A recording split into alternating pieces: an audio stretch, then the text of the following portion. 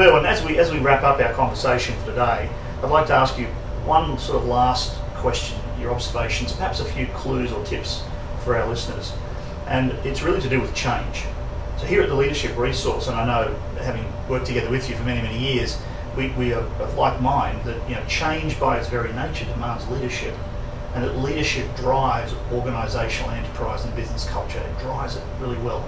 Even passive leadership will determine to a large degree the expression of that business and how it approaches change. And we've acknowledged on many occasions that leadership is very much about influence. It's how a leader or a manager influences those that would be their followers. So what are your observations about how these egalitarian and these hierarchical cultures, Australia and some of the Asian and African cultures, for example, approach change? What are some of the things you could advise our listeners to pay attention to? Well, here we see some real differences between Australia and some of these other countries. And these other countries here should not be seen as a single block. Yeah. So in Australia, change is relatively easy. Australia has a pretty high tolerance for what we call uncertainty. And provided most people think that what's being attempted is good, they'll get behind it and they'll make adjustments. In the rest of the world, it's rather different. You get one group of countries that are also very accepting of uncertainty and of change. These tend to be India, China, and a lot of Southeast Asia.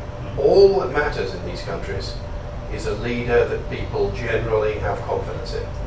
And then they can effect great change very, very quickly. Rallying behind that leader. It's not even rallying. The leader is trusted, he gives orders, and people tell him. The classic example is Lee Kuan Yew, Prime Minister of Singapore. Trust me and I will deliver. So do what I tell you and things will work out okay. That's his way. You then get many other countries, Japan, Korea, Russia, most of the Middle East, a lot of South America, that have a very low tolerance for uncertainty. Change is threatening, it's difficult. Greece is one of them. Look at what's happening there today. Very, very difficult to effect change in those countries. You need to get a general groundswell of opinion that something that is happening at the moment is not good. So a social movement. It needs to be changed. Or in the company, a general recognition. My advice to managers in those situations would be, don't be in a hurry. It's going to take a long time. You're going to have to get a lot of people accepting of the change. Try and do it in a series of small steps rather than a big one.